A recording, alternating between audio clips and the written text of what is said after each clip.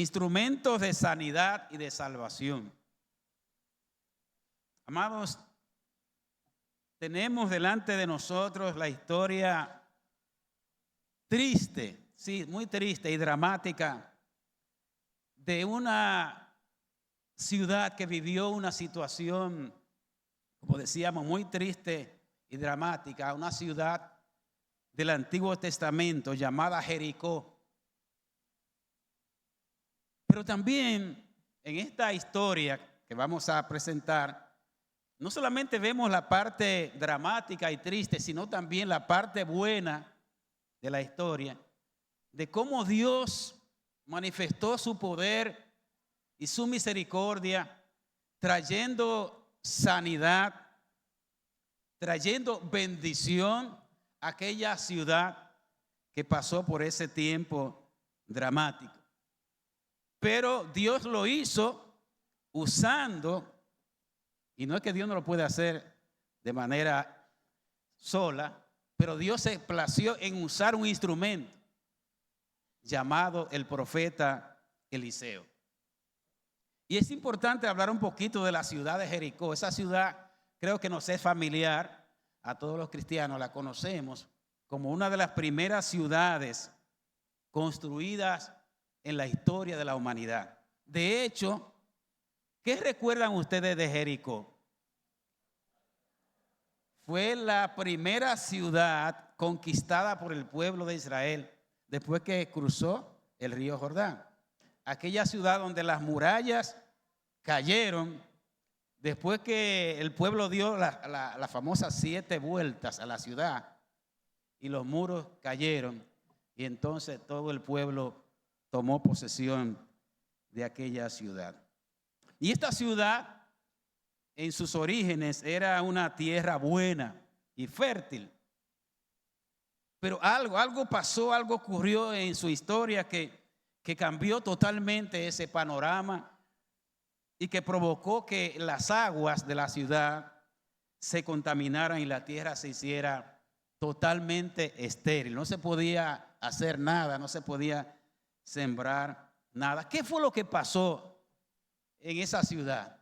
¿Qué ocurrió? Hay varias teorías. Algunos dicen que hay una maldición que Josué pronunció sobre esa ciudad, que está en el libro de Josué, capítulo 6, el verso 26, diciendo que maldito aquel que volviera a reconstruir esa ciudad. Y eso se cumplió un poco más a través del tiempo. Algunos dicen que pasó algo un fenómeno geológico que trastornó la tierra y las aguas se contaminaron. Pero amados, no vamos a ver la realidad de todas estas teorías. Lo cierto es que la situación de esta ciudad era muy triste, muy dramática, como nosotros hemos leído y vamos a ver. Pero ese panorama cambió radicalmente cuando Dios, en su misericordia y su poder, intervino para cambiar esa situación. Y repito, decidió usar a un profeta llamado Eliseo. También ese nombre de Eliseo para muchos de ustedes es muy conocido. Eliseo, ¿quién fue? El sucesor de Elías, ¿verdad? El que tomó el manto y que recibió la doble porción de su espíritu. No vamos a entrar en esos detalles ahora. Pero también a través de este profeta, Dios hizo muchos milagros, varios milagros. Y uno de ellos fue golpear las aguas del río Jordán. Igual que Elías también lo hizo. Y pasó en seco hacia la ciudad de Jericó precisamente. Antes de que ocurriera este otro milagro del cual vamos a estar conversando. Dice la palabra de Dios que cuando Eliseo llegó a la ciudad,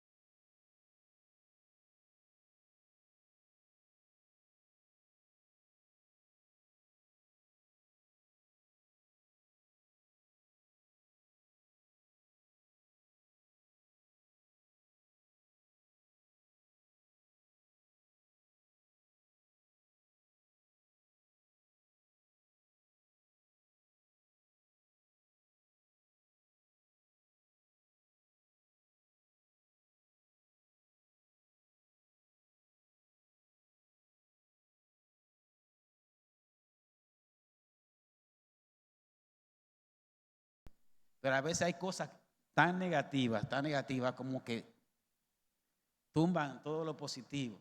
Y en este caso de la ciudad, aunque la ciudad estaba bien colocada, estaba bien cimentada, dice la palabra que las aguas eran malas, estaban contaminadas totalmente. No se podía beber, ni servían para la agricultura, por lo cual la tierra era totalmente estéril. ¿Qué situación, eh? ¿Qué hizo el profeta? Normalmente cuando nos presentan un problema grande, a veces uno como que se abruma y comienza a lamentarse. Por ejemplo, es muy común, ustedes saben, que cuando hablamos de los problemas del país, sí, me pasa a mí también, no me digan ustedes que no. Cuando uno habla de los problemas del país, comienza a hablar y que los políticos, ahorita vamos a decir algo más de eso. ¿Qué uno hace? Uno dice, no, hay que buscar de Dios, hay que orar. Uno también se une y comienza a decir, sí, porque esto está malísimo, sí, que se va a poner peor. Y en vez de plantear soluciones, uno lo que hace es que se une, ¿sí o no? A hablar de lo negativo y no a buscarle salida a las situaciones.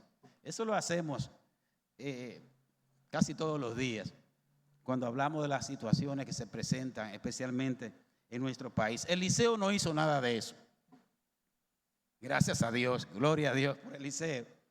Sino que dice la palabra de Dios que él dio una respuesta, él trajo una salida. Dice la palabra que él pidió que le trajeran una vasija nueva y que en ella se colocara sal. ¿Y esto? ¿Y qué tiene que ver una cosa con la otra? ¿Por qué una vasija nueva y que en ella se colocara sal? Hay todo aquí un simbolismo, lo vamos a ver, un significado. Antes los utensilios había que mantenerlos limpios, como nosotros ahora. Pero ella era muy celoso, en aquel tiempo había mucho celo de que los jarros, los utensilios no estuvieran contaminados o más todavía inmundos. Si había una vasija inmunda, había que purificarla como otras situaciones que se presentaban. Las casas había que purificarla. Las personas que tenían cierta enfermedad que caían en inmundicia tenían que purificarse. Y había algo de eso y claro está, como vamos a ver, había también todo un simbolismo en la acción de Eliseo. Cerciorarse de que no estuviera contaminada o inmunda. Pero hablando de la sal, ustedes saben que la sal siempre se ha usado como un elemento para dar sabor, para sazonar, para preservar de la corrupción y también como elemento curativo. En el campo y creo que en la ciudad se usa cuando una persona se hace una herida, se le pone un poquito de sal. Yo creo que eso tiene unos componentes químicos que ayudan a curar la herida, aunque duele, ¿verdad? Aunque pica un poquito, pero hace su función, hace su trabajo. Pero debemos decir de entrada, amados hermanos, debemos decir de entrada que ni la jarra, ni el envase, ni la sal era lo que iba a cambiar el panorama, sino el poder de Dios. De una vez, yo quiero plantear eso de inmediato porque solemos poner a veces mucha atención en los medios, en los símbolos y perdemos de vista lo que está detrás de eso.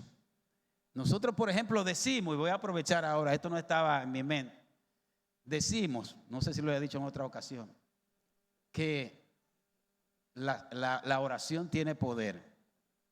No es la oración, es Cristo que tiene poder. Que la oración, que la fe mueve montaña. No es tu fe, es Cristo que la mueve. Ahora Dios, en su misericordia, nos invita a que creamos y confiemos en Él. Porque necesitamos la fe. El Señor le agrada que le creamos. Y dice que el que se acerca a Dios tiene que creer que Él existe, que Él es real. Y que sin fe es imposible agradar a Dios. y que debemos acercarnos a Él con fe, con confianza. Pero no es el medio que hace la obra, siempre es el Señor, siempre es nuestro Dios. Entonces, dice la palabra del Señor que Eliseo salió a los manantiales de las aguas y allí depositó la sal.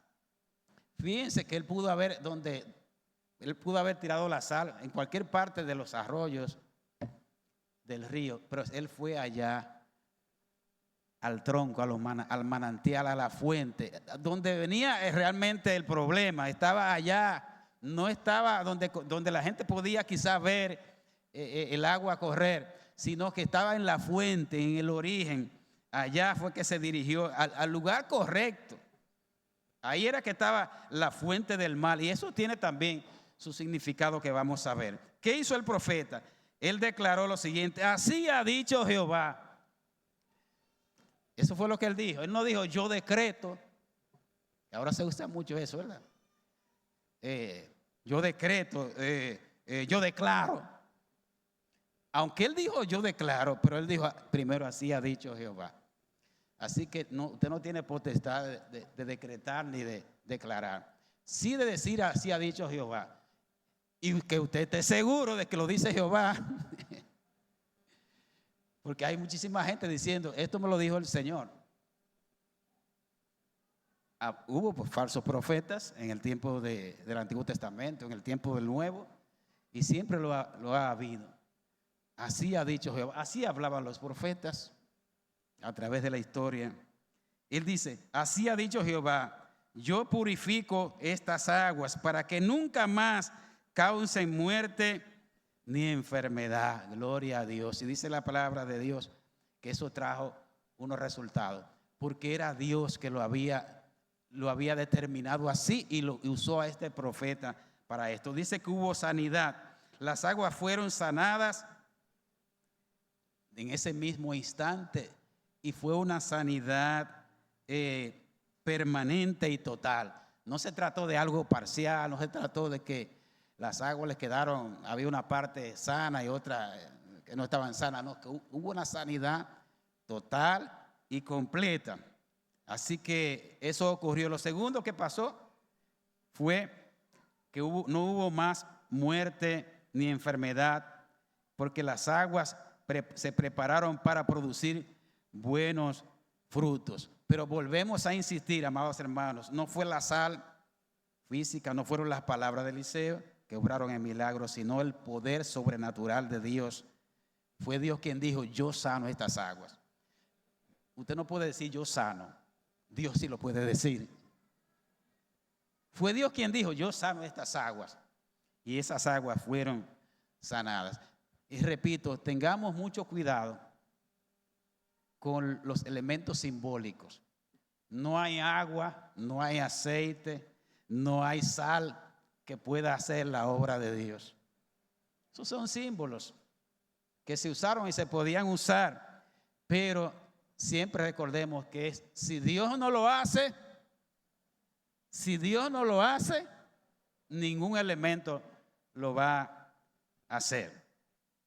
Quiero entrar ahora a algunas aplicaciones, algunas enseñanzas, porque podemos hacer un paralelismo entre lo ocurrido en Jericó y toda aquella historia con algunas realidades. Podemos pasar la mañana hablando de cosas que salen de este pasaje, pero vamos a señalar algunas. Primero, la situación de la ciudad de Jericó representa al hombre y la humanidad caída, contaminada desde la raíz, desde la fuente por el pecado, y que trae como consecuencia dolor, enfermedad y muerte. De eso tenemos que estar claros. Hay un problema de raíz en la naturaleza humana, como había allí en la ciudad de Jericó. La ciudad de Jericó estaba bien colocada y con altos potenciales. Se veía aparentemente bien, pero tenía un problema de fondo. Tenía un manantial, pero sus aguas estaban contaminadas. La tierra era estéril. Eso traía muerte y enfermedad. Y yo veo ahí también que a veces, del mismo modo, muchas veces el ser humano, por mejor que se parezca, tiene un problema de fondo. No importa el aspecto que usted aparente, no importa el apellido que usted tenga, no importa que usted diga que está bien, hay un problema de fondo que nada ni nadie lo puede quitar, que nada ni nadie lo puede cambiar. Fíjense, aquí dice que los hombres de la ciudad lo intentaron, en el caso de Eliseo, y no pudieron.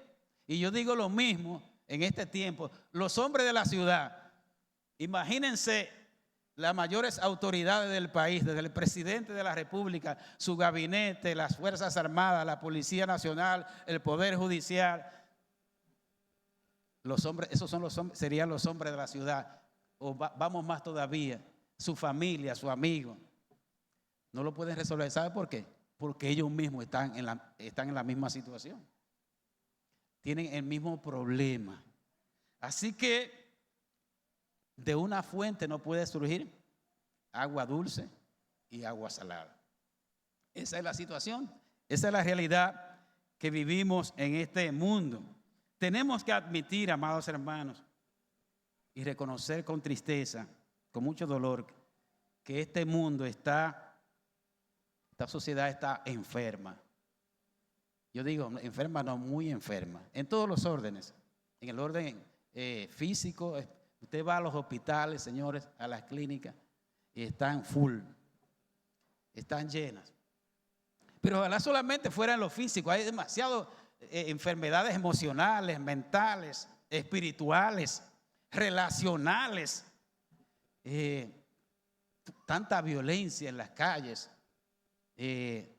Violencia, sí, violencia no solamente cuando se toman las armas, este tránsito es violencia, señores.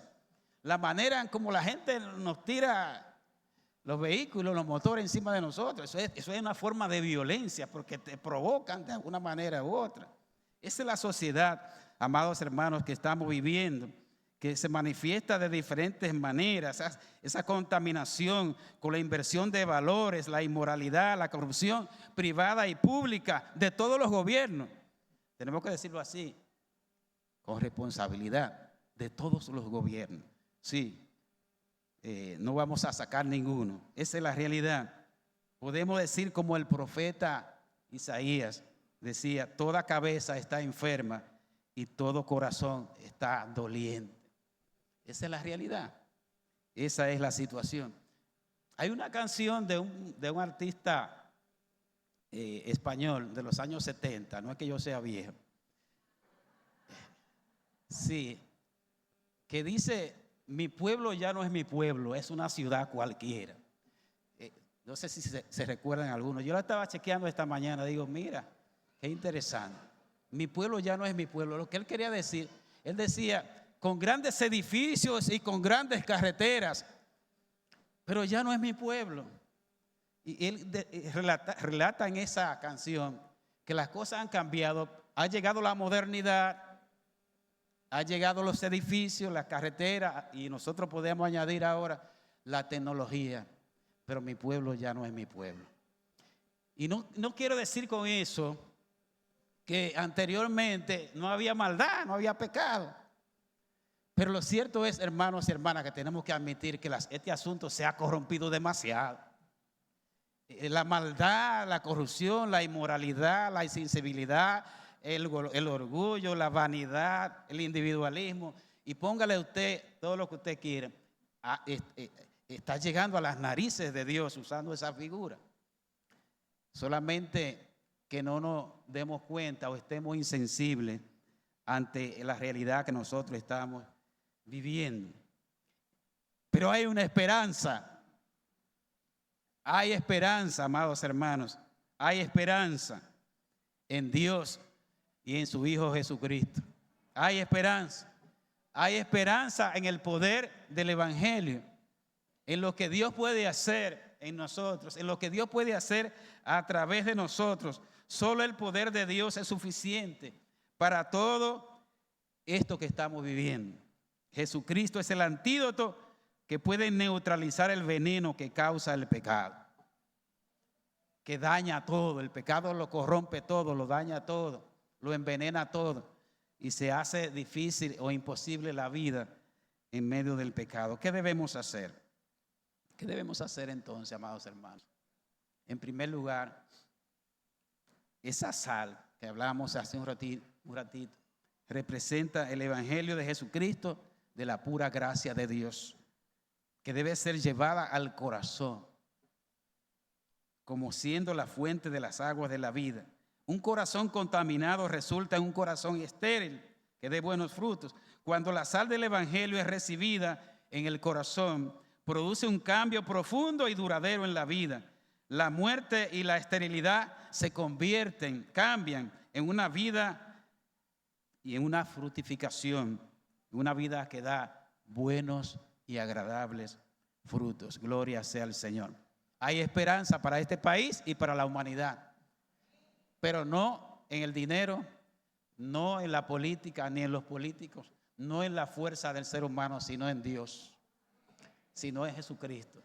No significa que uno no simpatice y uno no busque ayuda por aquí y por allá, pero tenemos que estar claros que solo Dios puede cambiar el corazón del ser humano.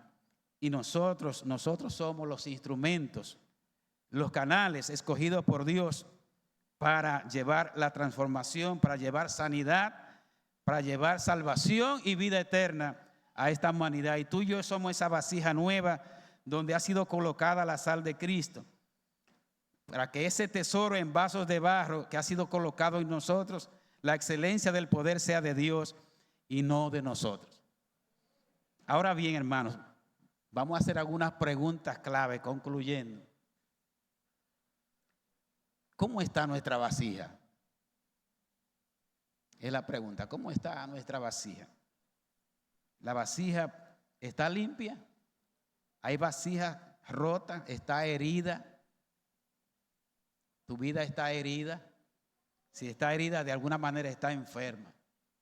Tu vasija está rota, enferma o herida, o puede estar también con agua contaminada, estancada por el pecado. Si esa vasija tiene la sal de Cristo, hay que preguntarse, o esa sal se ha perdido el sabor en tu vida, entonces la sociedad no puede recibir ese mensaje de esperanza de parte tuya, de parte de nosotros. O esa sal se ha perdido su sabor en ti, se ha hecho insípida. Dice la palabra que cuando la sal se desvanece, no sirve para nada, sino para ser pisoteada y hollada por los hombres. Eso significa que los hombres, con los cristianos que han perdido su sabor, lo que hace es que se burla y el evangelio es pisoteado muchas veces por causa de los cristianos insípidos o los que han perdido su sabor. Eso es triste, eso es muy lamentable, amados hermanos. Y yo me pregunto, ¿por qué se pierde el sabor?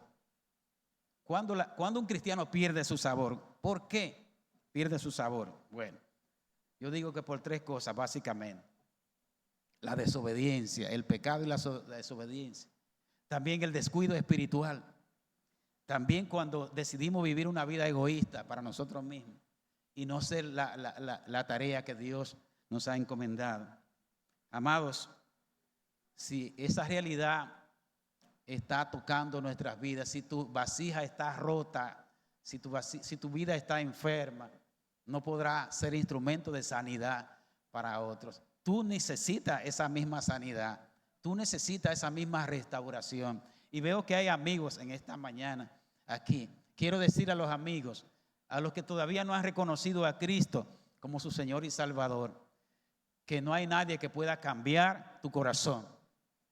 Solamente uno, que se llama Jesucristo, que puede llegar a donde está el manantial. Dice que del corazón mana la vida. Es allí donde Cristo puede y entra para cambiarlo todo, para que la vida sea diferente, para que no haya ya más muerte en tu vida, sino vida, y para que el pecado no te domine, sino que te domine Cristo. Yo quiero que estén de pie, amados hermanos, en este momento. Y la pregunta esta mañana, ante ese mundo que ha cambiado tanto, tristemente, que se ha enfermado tanto, la pregunta es, ¿y tú cómo te sientes? ¿Estás satisfecho? ¿Estás satisfecho? ¿Has hecho lo que tienes que hacer? ¿O estás haciendo lo que tienes que hacer? ¿O necesitas que el Señor, que esa sal de Cristo pueda ser colocada en otros corazones que lo necesitan? Oh Padre amado,